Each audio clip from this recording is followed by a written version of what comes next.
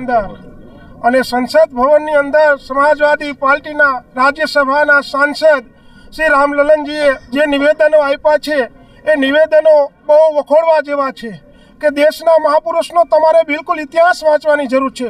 જે 18 વર્ણના મહાપુરુષો થયા છે, આ દેશને બલિદાનો આપ્યું છે, આ દેશને રાખવા માટે અખંડતા, આ દેશની રાખવા માટેની એકતા રાખવા માટે થઈને જે આપ્યા છે એવા મહાપુરુષોને પહેલાં તો તમારે એમનો ઇતિહાસ વાંચવો જોઈએ, પછી નિવેદનો આપવા જોઈએ। આ નિવેદનોને અમે સખત નિંદા કરીએ છીએ અને વખોડી કાઢીએ છીએ।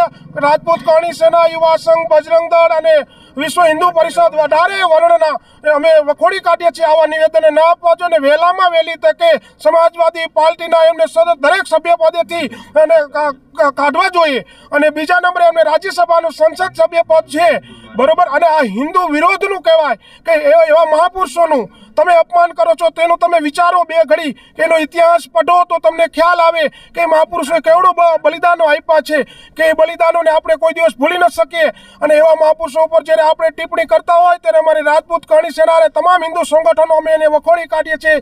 જય હિન્દ। આજે મેવાડના બનોતા પુત્ર મહારાણા સાંગા, જે દરેક હિન્દુઓનું સ્વાભિમાન છે, અભિમાન છે, તેમના વિશે જે ટિપ્પણી કરાતા કરણી સેના, વિશ્વ હિન્દુ પરિષદ, બજરંગ દળ અને હળવદના તમામ સમાજના લોકો 18 વર્ણ મળી અને ગામમાં રેલી સ્વરૂપે શિસ્તબદ્ધ રીતે મામલતદાર ઓફિસે આવી અને મામલતદાર સાહેબને આવેદનપત્ર આપી અને આ જે નકારાત્મક માનસિકતા ધરાવી અને આ દેશની શાંતિ દોડવાનો પ્રયત્ન કરનાર આ હરામી તત્વની વિરુદ્ધ કડકમાં કડક કાર્યવાહી કરવામાં આવે તેવી તમામ અહીંયા હાજર લોકોએ માંગ કરી છે।